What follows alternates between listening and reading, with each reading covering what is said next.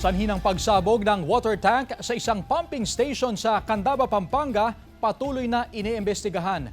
5 katao naman ang sugatan. Nakatutok CJ Turida.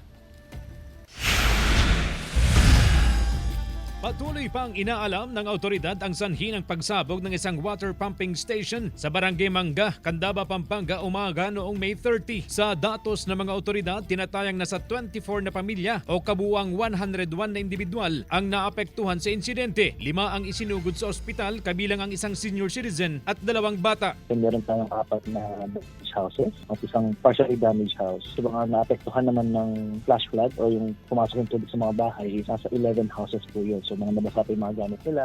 Sa inilabas na advisory ng Pamana Water Candaba sa kanilang social media account noong May 30, 9 na barangay ang naapektuhan ng suple ng tubig. Kabilang dito ang Barangay Barit, Talang, Tenehero, Dalayap, Mangga, Pulong Palzan, Bahay Pare, Dulong Ilog at Paligi. Ginawa lahat ng kumpanya ang lahat ng paraan para ma-restore ang water supply at naibalik din ito alauna ng madaling araw ng May 31. Humingi sila ng pangunawa sa kanilang consumers. CJ Torida, One North, Central Luzon.